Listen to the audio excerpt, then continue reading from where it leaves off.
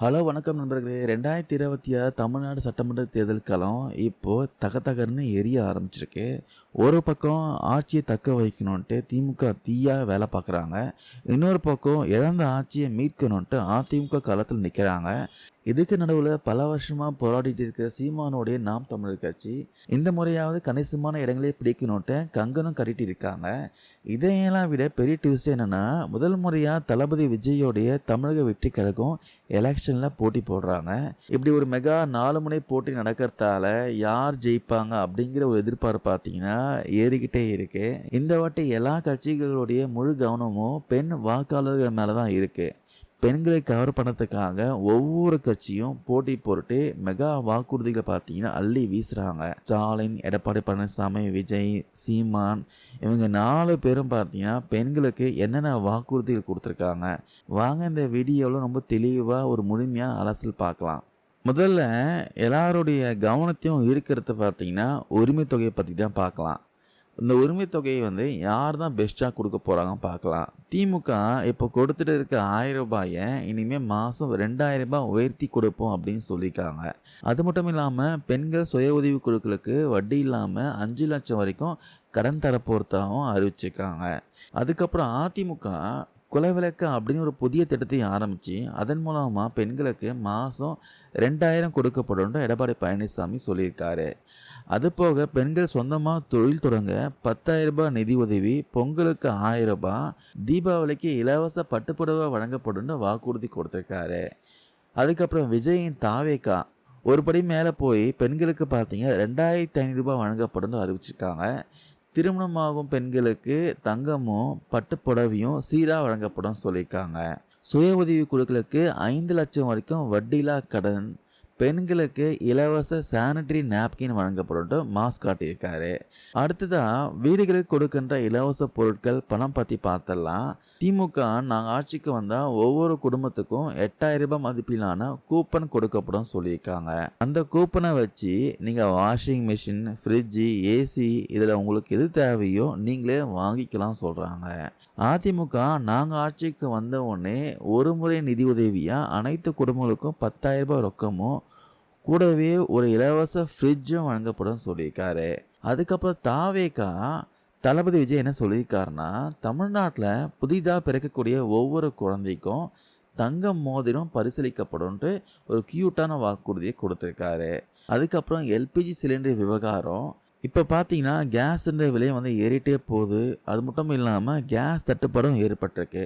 கரெக்டான டைமுக்கு டெலிவரி கிடைக்க மாட்டேங்குது. இந்த நிலையில் அரசியல் கட்சிகள்லாம் பார்த்தீங்கன்னா சிலிண்டர் விஷயமா என்ன சொல்லியிருக்காங்கன்னா, சிலிண்டர் விவகாரத்தை திமுக தரப்பில் இருந்து எந்த ஒரு வாக்குறுதியும் அவங்க தேர்தல் அறிக்கையை தரவே இல்லை. ஏன் ஏற்கனவே 2021 வாக்குறுதி 100 ரூபாய் கொடுக்கப்படும் சொன்னாங்க மானியமாக. அது கூட பார்த்தீங்கன்னா நிறைவேற்றவே இல்லை. அதிமுக வருஷத்துக்கு பார்த்தீங்கன்னா 3 இலவச எல்பிஜி சிலிண்டருங்க வழங்கப்படும் சொல்லியிருக்காங்க. தாவிகா பார்த்தீங்கன்னா அப்படியே டபுள் ஆக்கி வருஷத்துக்கு 6 இலவச சிலிண்டருங்க வழங்கப்படும் சொல்லியிருக்காங்க. அதுக்கப்புறம் இலவச பேருந்து பயணம், இருசக்கர வாகன மானியம். திமுக பார்த்தீங்கன்னா இப்போ பெண்கள்லாம் அரசு பேருந்துகளை இலவசமாக பயணம் செய்யும் திட்டம் அப்படியே தொடர்ந்து செயல்படும் சொல்லியிருக்காங்க. ஆனால் அதிமுக பார்த்தீங்கன்னா இதில் பெரிய ட்விஸ்ட் என்னென்னா, பெண்கள் மட்டும் இல்லாமல் ஆண்களுக்கும் இலவச பேருந்து பயணம் வழங்கப்படும் சொல்லியிருக்காங்க. கூடவே 2 வீலர் வாங்க ஆசைப்படுற 5 லட்சம் பெண்களுக்கு 25,000 மானியமும் தரப்போறதா அறிவிச்சிருக்காங்க. அதுக்கப்புறம் தாவேக்கா குறிப்பிட்ட பஸ்கள் மட்டும் இல்லாமல் தமிழ்நாட்டில் இருக்க அனைத்து அரசு பேருந்துகளையும் மகளிருக்கு இலவச பயணம் சொல்லியிருக்காங்க. அதுக்கப்புறம் சீமானோடைய நாம் தமிழர் கட்சி ரூட் பார்த்தீங்கன்னா அவங்க வேறு ரூட்டில் போகிறாங்க. இந்த 3 கட்சிகளும் ஒரு ரூட்டில் போனால் நாம் தமிழர் கட்சி மட்டும் பார்த்தீங்கன்னா ரூட்டை மாற்றிட்டு போயிட்டுருக்காரு. ஃப்ரிட்ஜு, வாஷிங் மிஷின், பணம்ன்ட்டு எந்த ஒரு பொருளும் இலவசமாக கொடுக்க மாட்டோன்ட்டு கராராக சொல்லிட்டாரு. ஆனால் அரசு சேவைகளை தரமாகவும் இலவசமாகவும் கொடுப்போன்னு சொல்லியிருக்காரு. அதாவது அரசு பள்ளிகள் எல்லாமே தனியார் பள்ளிகளுக்கு இணையாக மாற்றுவோம் சொல்லியிருக்காரு. எல்கேஜி முதல் ஆராய்ச்சி படிப்பு பிஹெச்டி வரைக்கும் முழுக்க முழுக்க இலவச கல்வி கொடுக்கப்படும் சொல்லியிருக்காரு. அரசு மருத்துவமனைகள் நவீனமாக்கப்பட்டு ஏழை பணக்காரன் வித்தியாசம் இல்லாமல் உலகம் தரம் வாய்ந்த சிகிச்சையும் மருந்துகளும் இலவசமா வழங்கப்படும் சொல்லியிருக்காரு. ஒவ்வொரு வீட்டுக்கும் சுத்திகரிக்கப்பட்ட குடிநீர் பார்த்தீங்கன்னா, குழாய் மூலமா இலவசமா வழங்கப்படும் சொல்லியிருக்காங்க.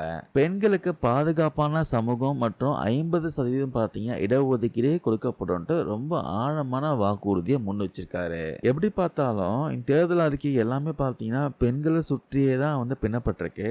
பணம், சிலிண்டர், ஃப்ரிட்ஜ்ன்ட்டு பொருள் சார்ந்த இலவசங்கள பெண்கள் தேர்ந்தெடுக்க போறாங்களா? இல்ல சீமான் சொல்ற மாதிரி கல்வி, மருத்துவம் சார்ந்த இலவச சேவைகளை தேர்ந்தெடுக்க போறாங்களான்ட்டு தமிழ்நாட்டு பெண்களுடைய மனசுல என்ன இருக்கு அப்படின்னு பார்த்தீங்கன்னா, முழு ரிசல்ட்டும் வருகின்ற மே 4ஆம் தேதி தெரிஞ்சிரும். சரி மக்களே, இந்த 4 கட்சிகள் தேர்தல் அறிக்கை யாருடைய வாக்குறுதி பார்த்தீங்கன்னா உங்களுக்கு ரொம்ப பிடிச்சிருக்கு? நிஜமாவே இந்த திட்டம் மக்களுக்கு பயனுள்ளதா இருக்குமா நீங்க நினைக்கிறீங்களா? உங்களுடைய ஆழமான கருத்துக்கள கீழ கமெண்ட்ஸ்ல பதிவு பண்ணுங்க. ஸோ முக்கியமா என்னுடைய ஆழமான கருத்து என்னன்னா, எப்பவுமே தமிழ்நாட்டுல ஆட்சி மாற்றம் நடந்துட்டே இருந்தா தான், மக்களுக்கு பார்த்தீங்கன்னா நல்ல திட்டங்கள் போய் சேரும்.